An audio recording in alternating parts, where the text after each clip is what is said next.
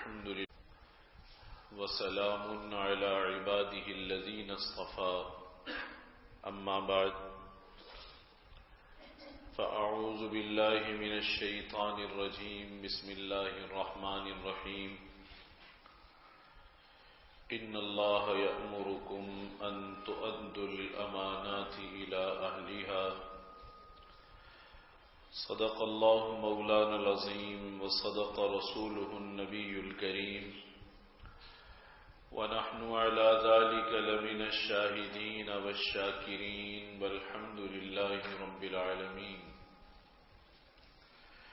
توفیق الہی سے آج کی اس مجلس میں قرآن مجید فرقان حمید کی ایک آیت مبارکہ تلاوت کرنے کی سعادت حاصل ہوئی. اس آیت مبارکہ میں ذات باری تعالی نے امانتوں کی حقداروں تک ادائیگی کا حکم بیان فرمایا ہے. دیکھیے گزشتہ مجلس میں معاملات کے حوالے سے چند باتیں عرض کی گئیں. یہ بھی عرض کیا گیا کہ ہماری کوتاہی عبادات میں اس درجے کی نہیں ہے جس درجے کی غفلت معاملات میں اور معاشرت میں ہو رہی ہے. نماز ہم پڑھ لیتے ہیں اور روزہ رکھ لیتے ہیں, حج اور عمرے کا اہتمام بھی کر لیتے ہیں, صاحب نصاب ہو تو زکوٰۃ بھی نکالتے ہیں, قربانی بھی کر لیتے ہیں, لیکن ہمیں اس بات کا احساس نہیں رہتا کہ میری معاشرت کیسی ہے, لوگوں کے ساتھ میرا رہنا سہنا کیسا ہے, اور ہمیں اس کا خیال نہیں رہتا کہ میرے معاملات کیسے ہیں. اچھا خاصا دیندار آدمی بھی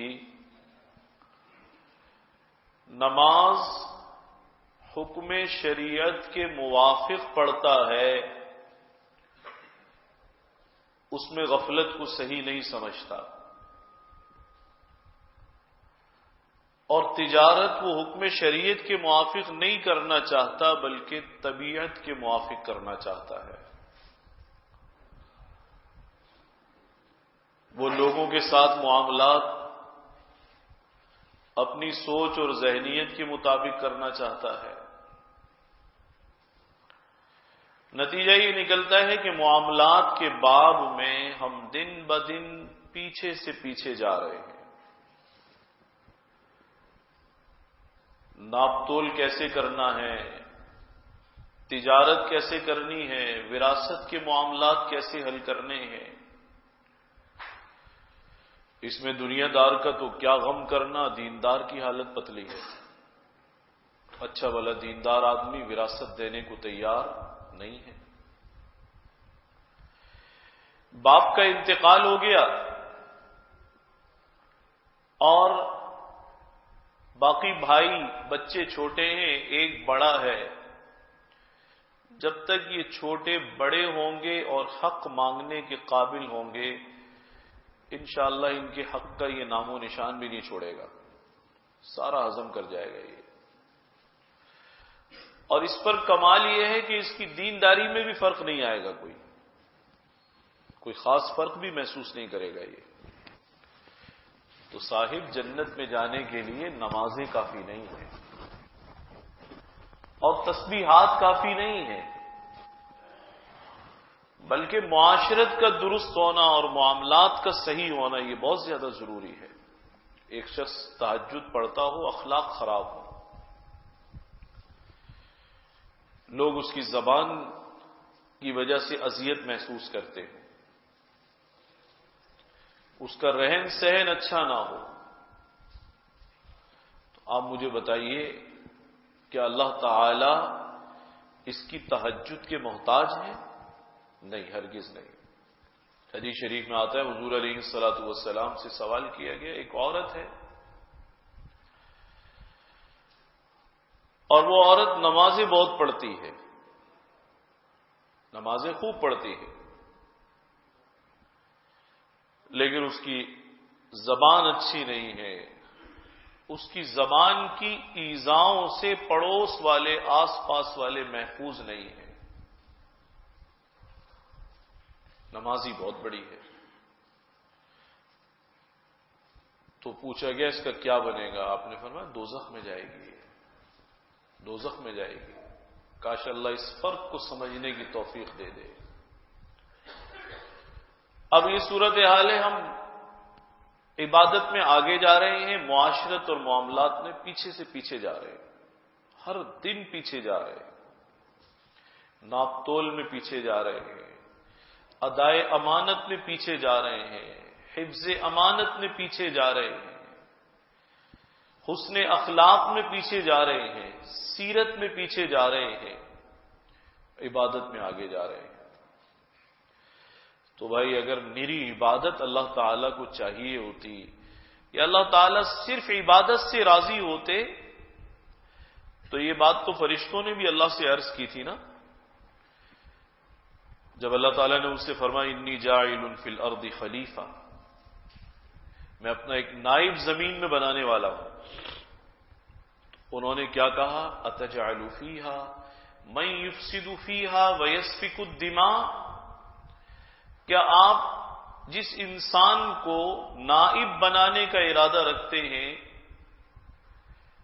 کیا یہ بات درست نہیں ہے کہ یہ خوب زمین میں فتنہ و فساد مچائے گا، یسفک الدماء، خون بہائے گا؟ یہ صحیح کہا تھا، ایسے ہی کیا انسان نے۔ اور آپ کی اطاعت اور تسبیح اور تحمید اور آپ کی تعریف تو ہم خوب کرتے ہیں، نحن نسبح بحمدک ونقدس لک، یا اللہ اگر یہی کام کرانا ہے تو پھر ہم ہی کافی ہیں، ہم ہی کافی ہیں۔ تو پتہ چلا میری عبادت میں تو وہ ہم سے بہت آگے ہے، میری عبادت میں ہم سے بہت آگے ہیں۔ لیکن میرے عزیزوں، میرا امتحان تو صرف نماز سے پورا نہیں ہو جاتا، میرا امتحان تو میری تجارت میں بھی ہے، میری معاشرت میں بھی ہے، میری زراعت میں بھی ہے، میری زندگی کی صبح میں بھی ہے، شام میں بھی ہے، لینے اور دینے میں بھی ہے، تولنے اور ماپنے میں بھی ہے۔ ہم نے تو بڑا آسان معاملہ سمجھا ہوا ہے۔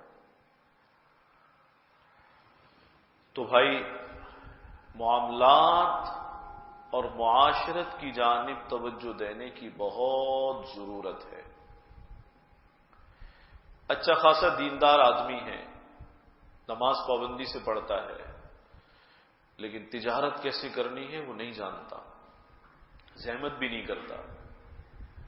میں نے گزشتہ مجلس میں پچھلے ہفتے ایک دو مثالیں دی تھی، کام کیسے کرنا ہے کچھ پتہ نہیں ہے، اس کے پیسے لیے اپنے کام میں لگا لیے، اس کو ایک متعین نفع دینا شروع کر دیا، کوئی پرسنٹیج کا پتہ نہیں ہے، نفع نقصان کا کوئی فارمولہ طے نہیں ہے، پیسے لے لیے نفع دے رہے ہیں۔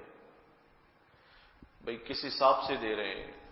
کئی حضرات نے مجھے کہا حضرت حساب تو ہم نہیں کر سکتے، بہت بڑا کاروبار ہے، بس ہم تو اس کی مدد کر رہے ہیں ایک طرح سے۔ میں نے کہا آپ کو معلوم ہے گویا کہ پھر یہ کاروبار میں شرکت اور پارٹنرشپ تو نہیں ہوئی، یہ تو ایسا ہو گیا اس سے آپ نے دستی رقم لے لی، کوئی قرضہ لے لیا، اور چونکہ اس نے مہربانی کی لاؤ ہم بھی اس کے ساتھ مہربانی کر دیں۔ صاحب اس تجارت کو بھی سیکھنے کی کوشش کیجئے، کہیں ایسا نہ ہو کہ آپ سود نہ لینا چاہتے ہوں نہ دینا چاہتے ہوں، لیکن لے بھی رہے ہوں دے بھی رہے ہوں۔ اسے بھی تو سیکھنے کی ضرورت ہے نا،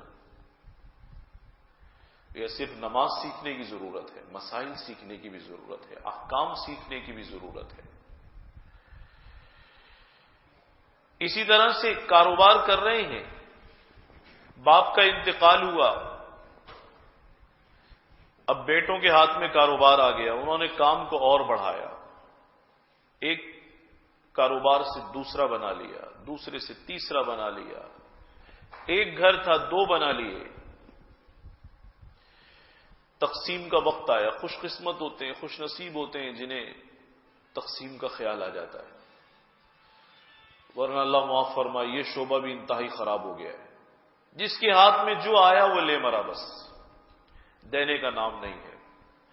میں نے دارالفتہ میں ایسے حضرات بھی دیکھے ہیں زندگی میں، بہن حصہ مانگ رہی ہے، بھائی حصہ دینے پہ تیار نہیں، ہم بھی سمجھا رہے ہیں، خاندان کے بڑے بھی سمجھا رہے ہیں، علماء سمجھا رہے ہیں، آخر میں حصہ دینے پر راضی ہوئے تو کہا مفتی صاحب اس سے کہہ دیں حصہ میں دیتا تو نہیں لیکن میرا احسان سمجھے میں دے رہا ہوں۔ میں نے کہا آپ غلط کہہ رہے ہیں، آپ کا ایک پیسے کا بھی احسان نہیں ہے، دماغ اور دل کے کسی گوشے میں اگر یہ تصور ہو تو اس کو نکال کر پھینک دیجئے، کس بات کا احسان ہے آپ کا؟ اب سنیے کس بات کا احسان ہے، سمجھتا کیا ہے وہ؟ دین تو سیکھنے سے آئے گا، صحابہ نے ایسے سیکھا ہے، ایک صحابی زراعت پر جاتے تھے، دوسرے حضور کی مجلس میں بیٹھتے تھے، اور طے تھا کہ آج آپ محنت کریں گے، دونوں کے گھر چلیں گے، میں حضور کی مجلس سنوں گا اور جو مسئلے اور احکام اور باتیں اور آپ کے فرامین ہوں گے وہ میں بھی یاد کروں گا اور شام کو آپ کو بھی بتا دوں گا۔ دین سیکھنے سے آتا ہے، سمجھنے سے آتا ہے، اور عمل کرنے سے دین کو پر چلنا نصیب ہوتا ہے، آسانی ہوتی ہے۔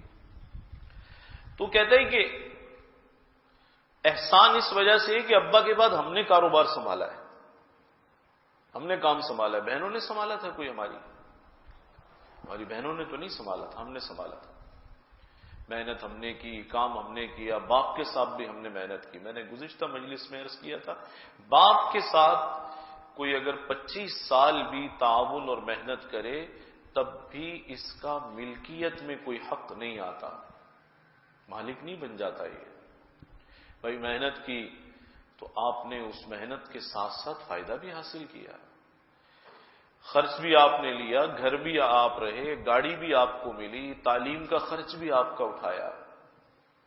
آج کل کے بھائی بھی بڑے عجیب ہیں، کہتے ہیں ہمارے والد نے جب شادی کی تھی تو جہیز نہیں دیا تھا، تو جہیز دے دیا، اس کا حصہ ختم ہو گیا۔ کتنا بڑا دل ہے تیرا، جہیز دے دیا، اس کا حصہ تو ختم ہو گیا۔ تو مجھے اس کو جہیز دے دیا، اور ان سے پوچھے آپ نے کیا کیا ہے کہ جی میں چارٹرڈ اکاؤنٹنٹ ہوں، تو آپ نے خیرات میں پڑھا تھا، آپ کے والد نے آپ پر خرچ نہیں کیا۔ آپ کے پاس ایک عدد گاڑی ہے، یہ بھی تو ابا نے دلائی آپ کو۔ اگر بہن کا جہیز شمار کریں اور بھائی کے پاس جو کچھ ہے وہ شمار کریں تو زیادہ اس کے پاس نکلے گا، زیادہ اس کے پاس نکلے۔ تو کہتے ہیں کہ جی محنت ہم نے کی تھی، کاروبار ہم نے سنبھالا، والد کی زندگی میں، والد کے بعد بھی، تو اس لیے وہ سمجھتا ہے دراصل اس کا تو حق ہی نہیں بنتا تھا،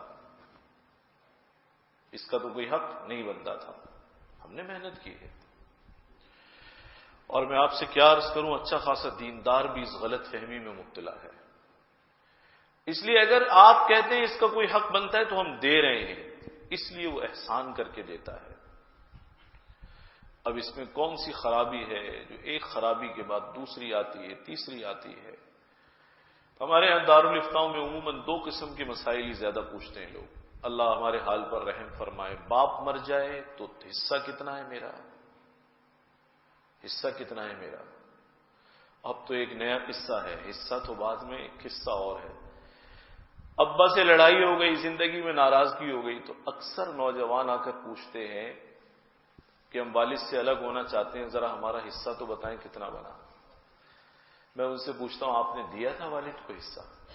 کہہ رہے نہیں دیا نہیں تھا، لیکن ہم ان کے ساتھ رہتے ہیں نا تو ہمارا کوئی حصہ بنتا ہوگا، زندگی میں کوئی حصہ نہیں۔ وراثت اور ترکہ اسے کہتے ہیں ما یترکہ المیت، مرنے والا مرے گا تو چھوڑے گا نا، مرنے سے پہلے کون سا حصہ ہے؟ اور دوسرا مسئلہ کہ جی میں نے 3 طلاقیں دے دی ہیں، کوئی حل ہے اس کا؟ عجیب بات ہے، 80% مسائل یہی آ رہے ہیں، بس صبح و شام یہی بات ہے۔ نہ نکاح کرتے ہوئے یہ پوچھتے ہیں کہ میں نکاح کر رہا ہوں، مجھے زندگی کیسے گزارنی چاہیے۔ نکاح حکم شریعت ہے، حضور علیہ الصلوۃ والسلام کی سنت ہے، پاکیزہ زندگی کی بنیاد ہے۔ ایک نئے سفر پر آپ جا رہے ہیں، پوچھے تو صحیح شریعت میری کیا ذمہ داریاں لگاتی ہے؟ کچھ بھی نہیں پتا۔ اور اگر خدا نخواستہ طلاق دینے پر آئے تو 1 اور 2 اور 3 بس۔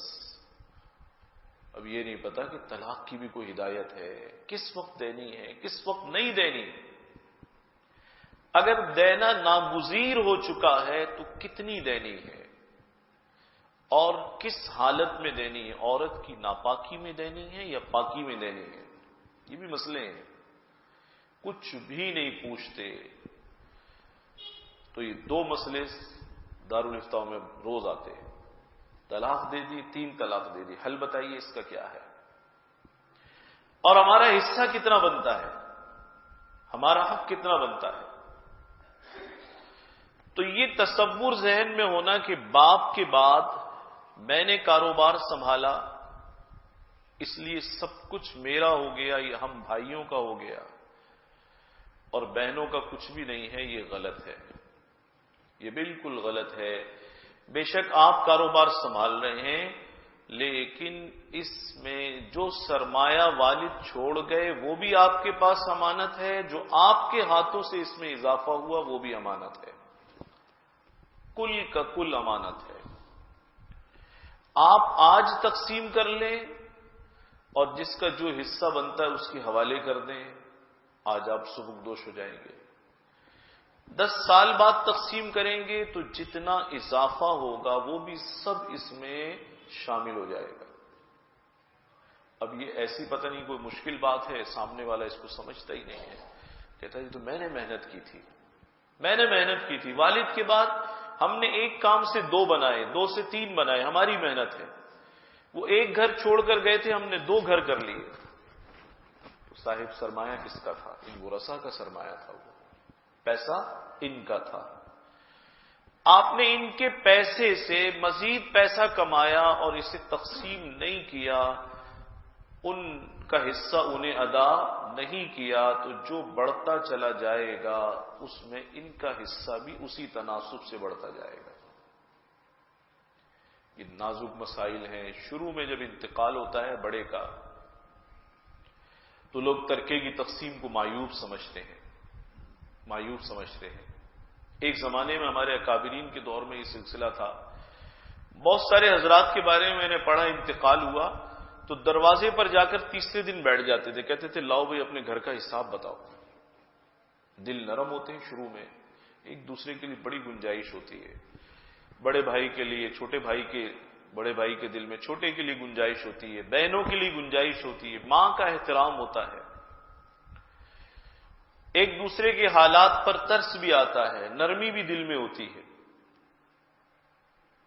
تو بہت سارے اکابرین کے حالات میں پڑھا کہ قوم میں، علاقے میں، بستی میں انتقال ہو گئے، جلدی سامان بتاؤ، حساب بتاؤ، تقسیم کرو اسے، جس کا جو حصہ ہے وہ دے دو۔ اس وقت دینا آسان ہوتا ہے، لیکن اب جب تقسیم کے لیے کوئی کہتا ہے یا بہن بیچاری کہہ دے ضرورت اور حاجت کی وجہ سے، پریشانی کی وجہ سے، تو اسے یہ نہیں سمجھتے کہ اپنا حق مانگ رہی ہے، بلکہ کہتے ہیں کتنے بے حیا ہمارے بہن بھائی ہیں، ہم سے ابھی سے جو ہے نا یہ جائیداد پر نظر لگائے ہوئے ہیں، جائیداد پر نظر لگائے ہوئے ہیں۔ وہ تو اپنا حق مانگ رہے ہیں اور آپ ان کا حق نہیں دے رہے، نظر وہ نہیں لگائے ہوئے، نظر آپ لگائے ہوئے ہیں، نظر آپ لگائے ہوئے ہیں۔ بعض لوگ ایک ہیلا کرتے ہیں، کہتے ہیں جی ابھی اس کو بیچ دیا تو بڑوں کی نشانی ختم ہو جائے گی۔ ہمارے حضرت حکیم الامت مجدد الملت حضرت تھانوی رحمۃ اللہ علیہ نے لکھا ہے جب تمہارے بڑے نہیں رہے تو ان کا مکان بھی نہیں رہے گا، یاد رکھنا اس بات کو۔ مکین چلا گیا، مکان کو کب تک سنبھالو گے؟ یہ رہے گا مکان؟ کہاں رہے گا؟ جس مکان میں آج ہم رہتے ہیں پتہ نہیں 50 سال پہلے کون تھا، 100 سال پہلے اس جگہ میں کون تھا، کوئی آبادی بھی تھی یا نہیں تھی، اور 50-60 سال کے بعد ہم میں سے کتنے موجود ہوں گے؟ 50-60 سال تو بہت بڑی بات ہے، ایک قرن اور نسل گزر جاتی ہے، یہاں تو چند دن کی بھی پتہ نہیں ہے۔ تو یہ رہنے والی چیز نہیں ہے، یہ بہانہ کیا جاتا ہے، بڑوں کی نشانی ختم کرانا چاہتے ہیں، بڑوں کی نشانی ختم کرانا چاہتے ہیں۔ اس لیے بھائی ہم تو مکان نہیں بیچیں گے۔ اچھا یہ کیوں نہیں بیچنا چاہتا؟ اس لیے کہ یہ اس مکان کو برت رہا ہے، رہ رہا ہے، اور وہ جو بہن ہے وہ اس مکان سے باہر ہے، پتہ نہیں کرائے پر ہے، نامعلوم کہاں گزارا کر رہی ہے، بچے زیادہ ہیں، ایک کمرہ ہے، کیسے گزارا کر رہی ہے۔ یہ چونکہ راحت سے رہ رہا ہے، اس لیے اس کو نشانی عزیز ہے، اس کو نشانی عزیز ہے۔ بھائی نشانی اگر اتنی عزیز ہے تو ابا کے کپڑے اور جوتے سنبھال لو، سب سے زیادہ تو ابا نے انہی کو پہنا تھا، وہ لے لو، اور ابا کے جو پیسے ہیں وہ دوسروں کے حوالے کر دو کہ پیسے تمہیں آئے اور کپڑے ہمیں آئے، کوئی بھی نہیں لے گا، یہ کوئی بھی نہیں لے گا۔ تو بھائی یہ نشانی والی بات کوئی حیثیت نہیں ہے اس کی۔ محنت والی بات کہ ہم نے محنت کی ہے اور ہم نے بنایا ہے اور ہم نے بڑھایا ہے، یہ غلط ہے۔ یا تو آپ ان کا حصہ متعین کریں، کسی عالم مفتی سے حصص نکلوائیں ترکے کے، اور پھر انہیں بتا دیں آپ کا اتنا حصہ بنا، بہن کو بتا دیں بہن آپ کا اتنا حصہ بنا، یہ ہمارے اوپر قرض ہے، مہلت لے لیں، اب آپ کا اس کاروبار سے تعلق نہیں ہے، اب یہ رقم کیا ہو گئی، ہمارے اوپر قرض ہو گئی، آپ ہمیں 1 سال دے دیں، 6 مہینے دے دیں، 2 سال دے دیں، ہم تھوڑے تھوڑے ادا کریں گے، ادائیگی شروع کر دیں۔ اب جب آپ نے انہیں فارغ کر دیا تو کاروبار سے فارغ ہو گئی ہے، اب یہ کاروبار اور اس کا سرمایہ آپ کا ہے، اور ان کا جو حصہ ہے وہ آپ کے ذمہ قرض ہو گیا، وہ حصہ کیا ہو گیا، قرض ہو گیا۔ تو حسب وعدہ اس کی ادائیگی کریں، تھوڑا تھوڑا دیتے رہیں، ادا کرتے رہیں۔ یہ بھی ٹھیک نہیں ہے کہ حساب لگا لیا، انہیں فارغ کر دیا، 20 سال تک حصہ ہی نہیں دے رہے، وہ بیچارے لٹکے ہوئے ہیں، پریشان ہیں۔ یہ معاملے کی بڑی سنگین خرابی ہے۔ آج کل تو یہ بیماری جو کہ عام ہو گئی ہے، ایک زمانے میں صورتحال تھی، اگر کوئی کسی اللہ والے سے بیعت ہونے کے لیے آتا تھا تو جہاں اور باتوں کی تحقیق کرتے تھے یہ بھی پوچھتے تھے تم نے وراثت تقسیم کی ہے یا وراثت تقسیم نہیں کی، باپ کا یا ماں کا ترکہ اگر تمہارے پاس آیا تو تم نے حقداروں کو ان کا حصہ دے دیا یا نہیں دیا، یہ بھی بعض حضرات پوچھتے تھے، کہیں ایسا نہ ہو کہ یہ ظلم کر کے بیٹھا ہو اور ہم اسے داخل سلسلہ کر لیں تو ذکر و اذکار سے اسے کیا نفع ہوگا، اسے تو کوئی بھی فائدہ نہیں ہوگا۔ میں ایک علاقے میں گیا، نام نہیں لوں گا، تو وہاں میں نے دیکھا کہ لوگ بظاہر تو دیندار نظر آ رہے تھے، داڑیاں بھی، سر پہ ٹوپیاں بھی، لیکن وہاں ایک صاحب نے، ایک عالم تھے، انہوں نے مجھے کہا کہ آپ جب آج بیان کریں مغرب کے بعد تو وراثت پر بیان کریں۔ میں نے کہا کوئی خاص بات ہے؟ تو انہوں نے بتایا ہمارے ہاں ایک عجیب مزاج ہے، ماحول ہمارے ہاں قبائلی ہے، اور تاجر ہو، دیندار ہو، دنیا دار ہو، کوئی بھی باپ کے مرنے کے بعد بہن کو وراثت میں حصہ دیتا ہی نہیں ہے، بڑا پکا ماحول بنا ہوا ہے۔ اور کہنے لگے ہم اس موضوع پر بات نہیں کرتے۔ میں نے کہا آپ کیوں نہیں کرتے؟ آپ سے تو اللہ پوچھے گا بھائی، آپ کو تو اس پہ بہت بولنا چاہیے۔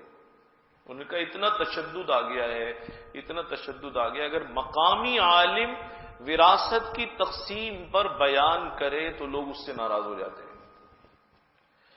تو انہوں نے کہا کہ جب بھی باہر سے کوئی علماء آتے ہیں، وہ لوگ ان کو سننے کے لیے جمع ہوتے ہیں، تو ہم ان سے کہہ کر اس موضوع پر بیان کراتے ہیں کہ آپ توجہ دلائیں کہ وراثت کو تقسیم کرنا بھی تمہاری ذمہ داریوں میں سے ہے۔ تو انہوں نے کہا کوئی بھی یہاں تقسیم نہیں کرتا، اور وہ ایک بات کہتے ہیں کہ بھئی یہ ہماری روایت چلی آ رہی ہے اور بڑوں کے زمانے سے چلی آ رہی ہے، ہم اس روایت کو توڑیں گے نہیں، انا للہ و انا الیہ راجعون۔ ہماری روایات کی کیا حیثیت ہے؟ آپ کو معلوم ہے دین کو پیچھے پھینکنا اور اپنے بڑوں کی روایت پر گامزن رہنا، یہ بعینی ہی وہی بات ہے جو مشرکین حضور علیہ الصلوۃ والسلام کو جواب دیا کرتے تھے کہ باتیں بھلی ہیں، اچھی ہیں، سمجھ میں بھی آتی ہیں، لیکن بات یہ ہے ہم معذور ہیں، ہم تو اس پر چلیں گے ما وجدنا علیہ آباءنا، جس پر ہم نے اپنے بڑوں کو پایا ہے۔ یہ مدتوں تک مکے والوں نے حضور کو جواب دیا ہے، صرف انہوں نے نہیں دیا بلکہ آپ سے پہلے بھی قرآن مجید سے پتہ چلتا ہے نبیوں کو یہ جواب ملتا رہا ہے۔ کیسا جواب ہے یہ؟ کیسی گمراہی کی بات ہے؟ نہ اللہ و رسول کے سامنے ہماری کوئی حیثیت ہے، نہ ہمارے بڑوں کی کوئی حیثیت ہے۔ سب سے بڑی اگر حیثیت ہے تو وہ حکم الہی کی حیثیت ہے، قانون شریعت کی حیثیت ہے۔ اس لیے بھائی معاملات میں جہاں اور باتیں داخل ہیں وہیں یہ بات بھی داخل ہے کہ جو بھی حصہ بنتا ہو بلا چون و چرا ان کے حوالے کرے، ان کے حوالے کرے۔ اگر بڑھ گیا ہے تو پھر نئے اضافے کے ساتھ دے۔ یہ بات نہ کہے کہ جی ہم نے محنت کی تھی، ہماری محنت سے بڑا ہے، اس کے اندر تو ہماری کوشش کا دخل ہے، اس بات کی کوئی حیثیت نہیں ہے۔ میں اکثر ایک بات سنایا کرتا ہوں، ہمارے زمانے میں اگر کوئی حصہ مانگتا ہے تو بعض بھائی ناراض ہو جاتے ہیں، بہن اگر حصہ مانگ لے وہ یہ کہتے ہیں دیکھو کیا جلدی ہے ان کو، یہ باپ کی جائیداد کے ٹکڑے کرانا چاہتی ہیں۔ اور بعض لوگ یہ کہتے ہیں تمہیں حصہ چاہیے یا بھائی چاہیے، حصہ چاہیے یا بھائی چاہیے۔ اس کا ایک بہت خوبصورت جواب ہے، وہ حضرت تھانوی رحمۃ اللہ علیہ نے دیا ہے، یاد رکھنے کے قابل ہے۔ حضرت سے کسی نے پوچھا کہ حضرت جب ہندوستان میں یہ رواج تھا کہ بہنوں کو تو حصہ دیتے ہی نہیں تھے، الحمدللہ اب فضا کچھ بن گئی ہے، جو سمجھدار ہیں وہ دے رہے ہیں، اس دور میں تو بالکل معیوب سمجھتے تھے۔ تو حضرت سے کہا کہ بہت ساری بہنیں جب بھائیوں کے دروازوں پر جاتی ہیں اور کہتی ہیں ہمارا حق تو دے دو، ہم پریشان ہیں، تکلیف میں ہیں، ہمیں حاجت ہے، ضرورت ہے، تو وہ کہتے ہیں تمہیں حصہ چاہیے یا بھائی چاہیے، یا بھائی چاہیے۔ تو حضرت نے سنا، حضرت نے فرمایا جب کسی سے کوئی بھائی یہ کہے تمہیں حصہ چاہیے یا بھائی چاہیے، اس سے کہو کہ ہمیں حصہ چاہیے، ایسا بھائی نہیں چاہیے جو پہلے نقد بہن کا حصہ کھائے، ایسا حصہ کھانے والا ترکہ خور بھائی، حضرت نے فرمایا اس سے کہو کہ حصہ تو حوالے کر، اور تجھ جیسا حصہ کھانے والا بھائی ہمیں نہیں چاہیے۔ تو خدا کے لیے معاملات بہت نازک چیز کا نام ہے، اس کا ہم احساس نہیں کرتے۔ یہ ہماری نماز، ہماری تہجد، ہمارا ذکر، ہماری تسبیحات، یہ سب دھری رہ جائیں گے اگر اتنا سا مسئلہ بھی کسی کے ساتھ پھنس گیا، اتنا بھی کسی کے حق میں دھوکہ کر لیا نا تو بس مارے جائیں گے، پھنس جائیں گے۔ کاش اس چیز کو ہم سمجھیں، اس کا ہمیں احساس ہو، اور ہمیں خیال ہو کہ یہ بھی دین کے شعبوں میں سے ایک شعبہ ہے، حصوں میں سے ایک حصہ ہے یہ بھی، اور سب سے کڑا حصہ ہے یہ، سب سے نازک حصہ ہے یہ۔ ایسا نازک حصہ ہے کہ اگر ذرا بھی اس معاملے کے اندر کوتاہی رہ گئی تو نماز روزہ اللہ کی حقوق ہیں، اللہ تعالی رحمان و رحیم ہے، ارحم الراحمین ہے، روایات سے پتہ چلتا ہے نرمی ہو جائے گی اس میں، کسی نہ کسی حد تک درگزر کا معاملہ ہو جائے گا۔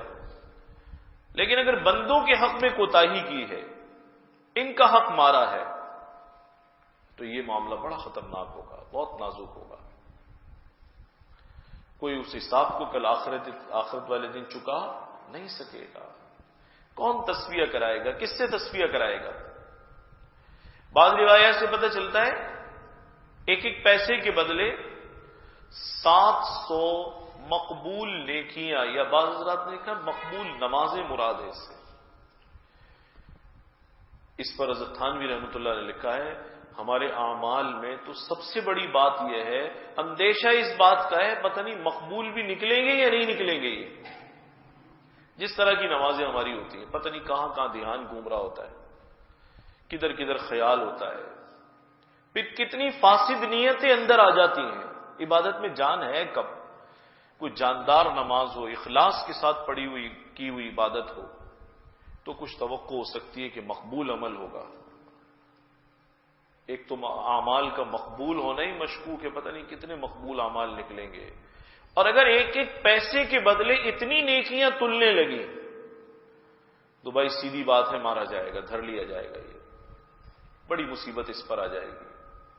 تو اسے بھی دین کا حصہ سمجھنا چاہیے، اور یہ بڑا نازک حصہ ہے، یہ بڑا نازک شعبہ ہے دین کا، جس کے اندر غفلت عام ہے۔ تجارت معاملات کے قبیل سے ہے، اس میں غفلت عام ہے۔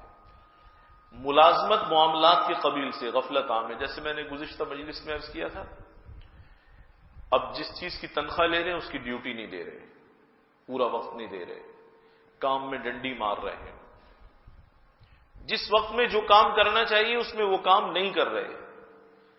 یہ ہمارے یہاں ہمارے صوبے میں مصیبت یہ ہے کہ لوگ ملازمت لیتے ہیں، کام پہ ہی نہیں جاتے، آفس میں نہیں جاتے، خوش ہوتے ہیں، کہتے ہیں اللہ نے کتنی مہربانی کی، گھر بیٹھ کے تنخواہ مل رہی ہے ہمیں، واہ بھائی واہ، کیا بات ہے۔ اس تنخواہ کا حساب چکانا بھی مشکل ہو جائے گا صاحب آپ کو، ایسی گلے پڑے گی یہ تنخواہ۔ آپ خوش ہو رہے ہیں اس پر کہ میں کام نہیں کرتا، تنخواہ لیتا ہوں، اس کا مطلب مزاج شریعت سے آپ واقف نہیں ہیں۔ یہ تنخواہ مصیبت بن جائے گی، وبال بن جائے گی، کیسے اس تنخواہ کا اللہ کو حساب دو گے؟ تو جو ذمہ داریاں ہیں وہ سب امانت کے اندر آتی ہیں۔ ملازمت کا وقت امانت ہے، یہ وراثت امانت ہے، عہدہ اور منصب امانت ہے، پھر اس امانت کے تقاضوں کو پورا کرنا اور ٹھیک ٹھیک طریقے سے پورا کرنا، ہر حقدار تک اس کا حق پہنچانا۔ اگر ایسا نہیں کرے گا تو خلاصی نہیں ہوگی۔ اس لیے فرمایا گیا ان اللہ یامرکم ان تؤدوا الامانات الی اہلها، اللہ حکم فرماتے ہیں کہ امانتیں اس کے اہل تک پہنچا دو، جس کا جو حق ہے، ذمہ داری ہے، اس ذمہ داری کو پورا کرنے کی کوشش کرو۔ آج اس مسئلے پر تھوڑی سی بات کرنی تھی کہ ترکہ وقت پر دے دے، اگر نہیں دیا اور بڑھ گیا، پھیل گیا، زیادہ ہو گیا، تو اب ایسا نہیں ہوگا کہ جب والد کا انتقال ہوا تھا اس وقت کا آپ حساب لگائیں گے، نہیں، آپ نے چونکہ حساب کیا نہیں تھا، آج جو تقسیم کے وقت کی جو کرنٹ ویلیو ہے، آج کی ویلیو لگے گی، پراپرٹی ہو، جائیدادیں ہوں، کاروبار جہاں تک پہنچا ہے، آج جہاں کھڑا ہوا ہے وہی حساب لگے گا، آج اس سے ہٹنے کی اجازت نہیں ہوگی۔ ایک مرتبہ ایک صاحب آئے، کہنے لگے 20 سال پہلے ہمارے والد کا انتقال ہوا، اس وقت تو حصہ بمشکل چند ہزار روپے ایک بھائی کا اور اس سے آدھا ایک بہن کا بنتا تھا، ہم نے تقسیم نہیں کیا، کاروبار کیا، محنت بہت کی، ہم نے دکان کو بہت آگے پہنچا دیا، بزنس نے ترقی کر لی، اب حساب کیسے ہوگا؟ انہوں نے بتایا حساب تو آج کے حساب سے ہوگا، آپ نے کوئی حساب نہیں کیا، کوئی حصہ نہیں دیا۔ انہوں نے سر پکڑ لیا، اس وقت جو چند ہزار روپے ایک وارث کے حصے میں آ رہے تھے، اب وہ کئی کروڑ تک پہنچ گئے تھے۔ دینا بھاری ہوگا یا نہیں ہوگا؟ بہت بھاری ہوگا۔ 20 سال پہلے روپے کی کیا حیثیت تھی، آج روپے کی کیا حالت ہے؟ اس وقت حیثیت تھی اور آج حالت خراب ہے، آئی سی یو میں داخل ہے بالکل۔ تو وقت پر دے دیجیے، دینا آسان بھی ہوگا، آپ سبکدوش بھی ہو جائیں گے۔ اور اس تقسیم کے بارے میں نے اپنے اکابرین کی بعض کتابوں میں عجیب بات پڑھی ہے، جب ترکہ ٹھیک تقسیم کر دیا جاتا ہے، چاہے تھوڑا چھوڑ کر مرا ہو مرنے والا، لیکن اسے پورا پورا صحیح حصے لگا کر ورثاء کو دے دیا جائے، اللہ تعالیٰ اس مال میں بے حساب برکت فرماتے ہیں، بہت برکت ہوتی ہے اس مال میں۔ وہ ایک چراغ چھوڑ کر گیا تھا، اس سے 10 چراغ اللہ جلا دیں گے، 10 گھرانے روشن ہو جائیں گے اس سے، بشرطے کہ حقدار کو اس کا حق دے دیا جائے، تنگ نہ کیا جائے، ایذا نہ پہنچائی جائے، اسے پریشان نہ کیا جائے، رلایا نہ جائے۔ تو یہ تھوڑا سا مال تقسیم ہوگا، تھوڑا اس کے پاس گیا، تھوڑا اس کے پاس گیا۔ میں نے اپنی آنکھوں سے بھی دیکھا ہے کہ باپ جب دنیا سے گیا تو بہت تھوڑا سا بیچارے نے ایک چھوٹا موٹا گھر تھا بس، اس گھر کو بیچا تو اتنا نہیں تھا کہ سب گھر لے سکے، انہوں نے اس پیسے کو اپنے اپنے کاموں میں لگایا، اللہ تعالیٰ نے سب کو نہال کر دیا، خوب اللہ نے ان پہ برکتیں فرمائی۔ تو یہ کس کی برکت ہے؟ حکم شریعت کو پورا کرنے کی برکت ہے۔ بعض لوگ یہ خیال کرتے ہیں، اب وہ اپنی محنت والی بات سوچتے ہیں، ہماری محنت، ہماری کوشش، یہ اور وہ۔ دل سے اس بات کو نکال دے کہ نہ میری کوشش ہے نہ میری محنت ہے، یہ جو ترکہ ہے اللہ تعالیٰ کا ایک فضل ہے، یہ اللہ کی مرضی سے سب کو یہ مال مل رہا ہے، اور یہ میرا تھا ہی نہیں، یہ میرا تھا ہی نہیں۔ جیسے کچھ لوگ زکوٰۃ نکالتے ہیں نا، تو زکوٰۃ نکالتے ہوئے دل تنگ ہوتا ہے، اوہو 1 کروڑ میں 2.5 لاکھ روپے زکوٰۃ جا رہی ہے، 2.5 لاکھ روپے زکوٰۃ جا رہی ہے۔ حضرت تھانوی رحمۃ اللہ نے لکھا ہے، یہ سمجھ لو کہ تمہارے تو پورے 1 کروڑ تمہارے نہیں تھے، سارے کس کے تھے؟ اللہ کے تھے۔ آتے تھے یہاں سے سوچنا شروع کرو، یہ سارے کس کے تھے؟ 1 کروڑ اللہ کے تھے، لیکن ان کی کتنی عنایت ہے، وہ کتنے مہربان ہیں، 1 کروڑ میں سے 2.5 لاکھ تم سے انہوں نے طلب کیے، اور اس کے ساتھ ساتھ باقی جو اللہ کے 97.5 لاکھ تھے وہ اللہ تعالیٰ نے اپنی جانب سے تمہیں گفٹ کر دیے، لو تمہارے ہوئے۔ ایسے سوچو گے تو تمہیں زکوٰۃ دینے کا حوصلہ پیدا ہوگا، وگرنہ جب زیادہ مالدار ہوتا ہے تو زیادہ زکوٰۃ نکلتی ہے، جب زیادہ زکوٰۃ نکلتی ہے تو دل میں سوچتا اوہ اتنا مال جا رہا ہے، تمہارا تھا ہی نہیں جو جا رہا ہے، سارا اس کا تھا، اور اس نے صرف 2.5% تم سے وصول کیا، 2.5% تم سے وصول کیا، اور باقی سارا تمہیں ہی دے دیے، لو تم لے لو۔ اس طرح سوچے گا تو انشاءاللہ خوش ہو کر زکوٰۃ نکالے گا کہ 2.5 روپے گئے ہیں، 97.5 میرے ہی پاس ہیں، یہ بھی تو سوچنا چاہیے نا۔ تو بھائی وہ جو دے رہے ہیں وہ آپ کا نہیں ہے، وہ دراصل اسی بہن کا حصہ تھا۔ اللہ تعالیٰ وہ امانت آپ کے ہاتھ سے دلوا رہے ہیں، یہ مال آپ کا تھا ہی نہیں، یہ اس کی امانت تھی، لیکن آپ نے حقدار تک پہنچا دی۔ انشاءاللہ ثم انشاءاللہ یہ حق پہنچانے کی برکات اب اللہ کی جانب سے آپ کو ضرور ملنے والی ہے۔ آخر